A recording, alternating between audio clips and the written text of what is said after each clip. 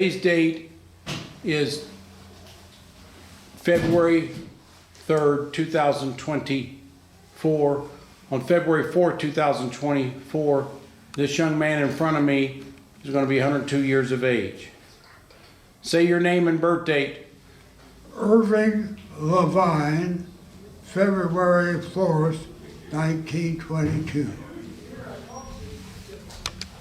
We have interviewed Irv in the past about the Hump, and you see the map behind you, it's the Hump. Irv served over in India and in China during World War II as a radio man on the Loran. Now, Irv, you also knew the Recknick family in Evansville, Indiana. Yes. Irene Recknick just died about a year ago. She died at age 84, and her mother and dad were Eddie and Regina. And Regina died about 1980 of a car wreck, and Eddie died about 1983. Tell us what you remember about Eddie, Regina, and Irene. Well, my acquaintance with them was at the Temple Addis, Israel, and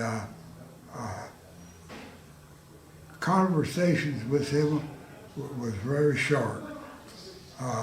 I really didn't have a sit-down conversation with him, and but I can remember when he was here in Evansville, and he was making material for dresses and so forth, raincoats.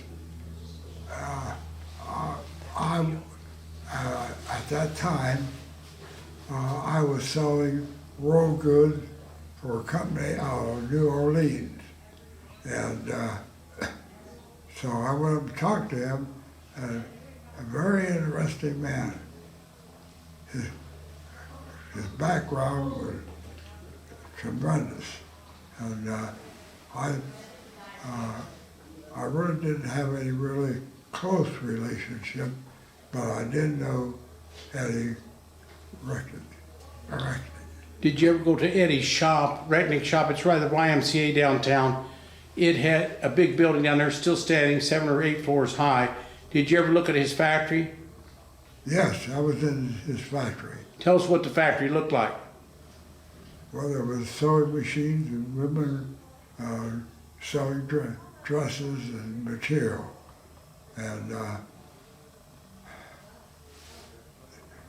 it's been a while. So. Were there just 1 or 2 women there, or a lot of them? Sewing the dresses and sewing things. Were there a lot of women in there sewing? I'm trying to think now. He had several women. It's been so long ago. He started 1 sewing machine. I think he ended up with 91 sewing machines. It might have been on the 2nd and 3rd floor. You might not have seen that. Tell us what you did. Did you buy dry goods from him, or selling dry goods, or did you do any other business with Eddie? No. Yeah. I was never really close to him.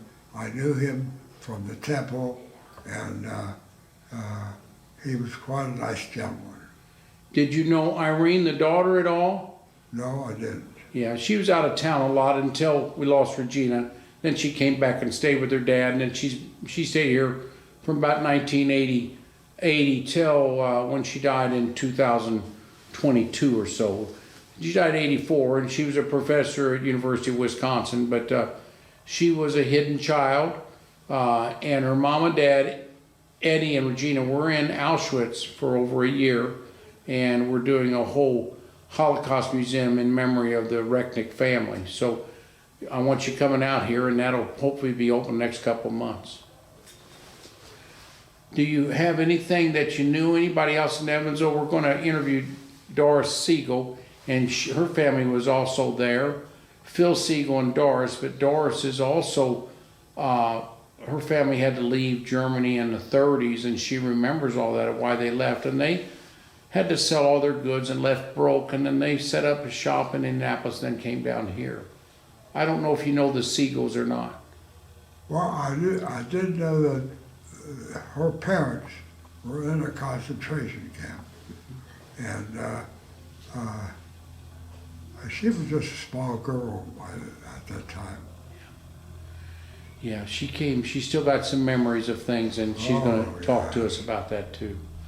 Well, I'm glad you talked to us today, and you've had a lot of good interviews with us, and we're going to keep having more. Okay, thank you, Irv. Any other thing about comments about anything? No comments. Well, I'd like to say something about this War Museum. It's a wonderful place to visit and to see what World War II veterans went through. I'm glad you appreciate it, because you're a World War II veteran in India and China, and went on a ship and came back on a ship, and you're firsthand you're a primary historical source, which is very rare today.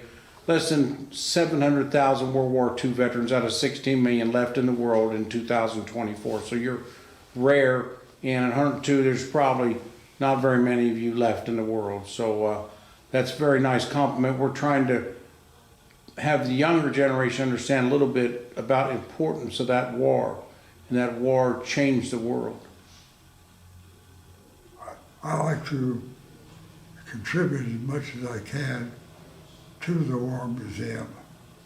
Well, just your presence and all your interviews has helped a lot, and we're going to have you coming out here on a regular basis, whatever you can do, and talking to some younger generation about what your experiences were. We'll probably have you talk right here at the Hump area, because we got the map of the Hump, and you talk about your firsthand experiences, because I hardly knew anything about the Hump until I started studying it recently, and probably a lot of the people are like me.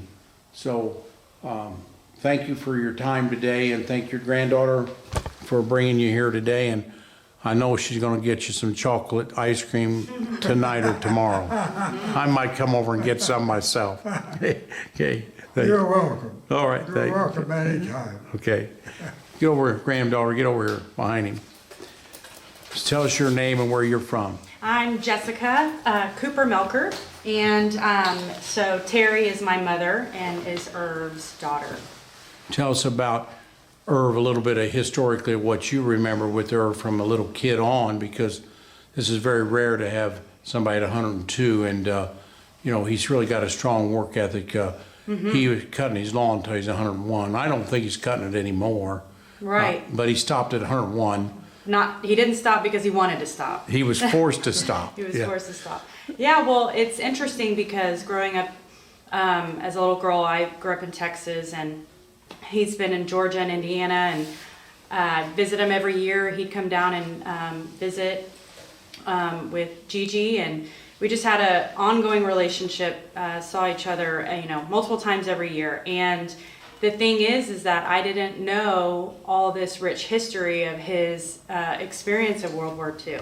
So it wasn't something that, I really knew to ask. And I think he just met us where we were at our age. So if I was 5 or 9 or 12, he wasn't necessarily forcing that information, in our conversations. He was out hitting the ball with us, or doing, reading books or coloring.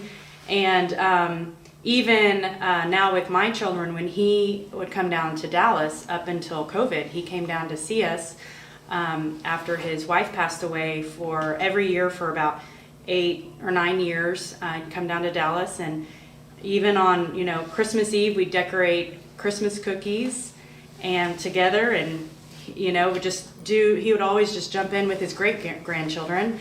And so it's really, I would say, of the last few years that I've really learned and talked to him about, his experiences, and just continue to ask questions as we all do and want to know more. And it's remarkable that he has such a great memory of each, so many details from that time that he can share. So it's really exciting for us. We every time we come, we want to come to the museum as well. We're contributors to the museum, and we support it 100%. So. Well, thank you. And you're a very lucky person. So many of us, our parents are deceased, and we never got to hear their stories of World War II, or even their stories of life, and Irv has been able to tell us a lot of stories the last 3 or 4 years, and you've got to learn. And so many people never ever knew of some of the lore that's out there to learn. And so you're lucky, and your kids are going to learn. Your kids have learned so much.